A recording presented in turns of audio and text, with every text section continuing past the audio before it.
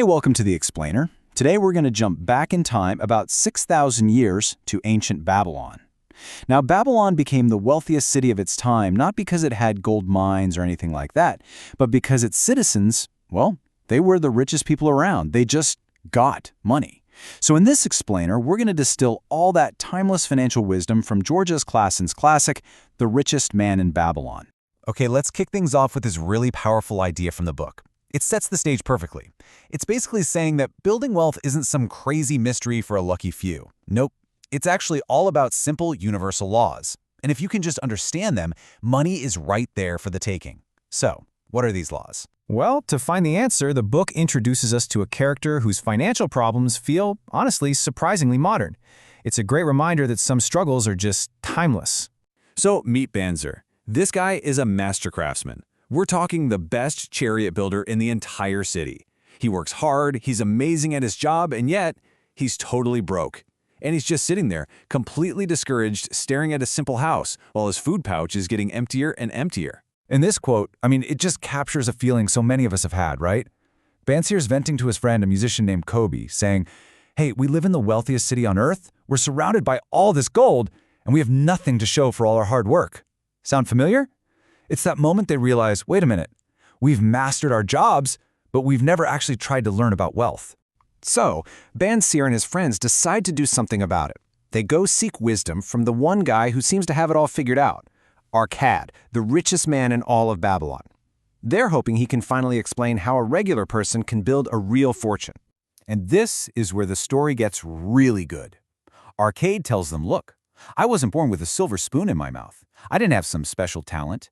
He actually started out as a scribe, working insane hours, carving away on clay tablets for next to nothing.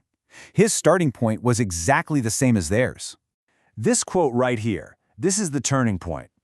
One day, a super-rich moneylender named Algamish needs a huge law transcribed, and he needs it in 2 days.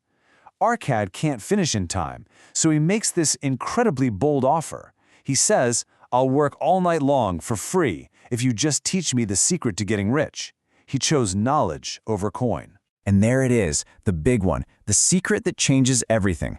Algamish tells him, I found the road to wealth when I decided that a part of all I earned was mine to keep. Now, at first Arcad is confused, right? He's thinking, don't I keep everything I earn? But Algamish points out, no, you pay the shoemaker, you pay the landlord, you pay everyone except yourself. But, the path wasn't exactly a straight line. Arcad saved his money for a whole year, and then he made a huge mistake. He gave all his savings to a brickmaker who was traveling, telling him to buy rare jewels. Of course, the brickmaker got swindled, and all of Arcad's money was gone. The lesson? A brickmaker knows about bricks, not jewels. Only take advice from people who actually have experience in what you're doing. So Arcad learned from that mistake. He didn't give up.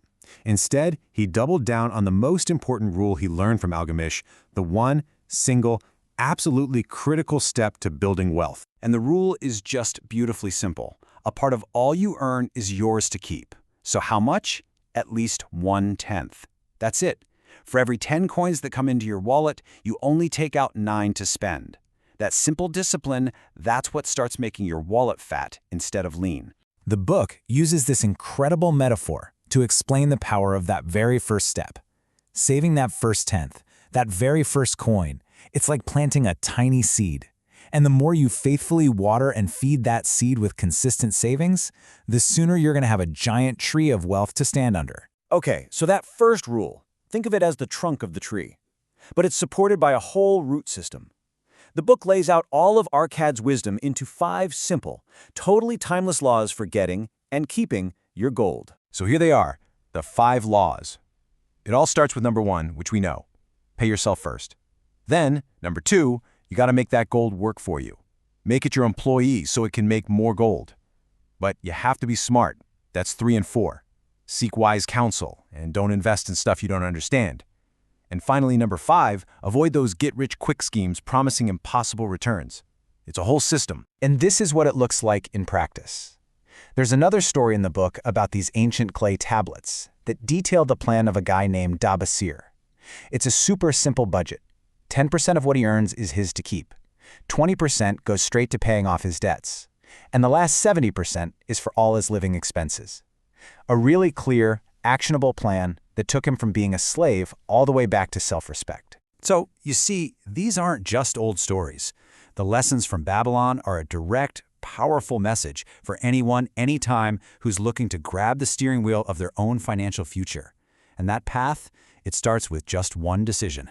This quote from the book just nails the core message, doesn't it? It's not about luck, it's not about fate, it's about determination. Once you have that solid, unwavering purpose to succeed, to follow these simple laws, you'll find a way. You always will. And that brings us to the end of our explainer. The wisdom of Babylon tells us that a huge tree of wealth grows from just one tiny seed. The principles are simple, but taking that first step, that's on you. So the real question is, what's going to be your first copper?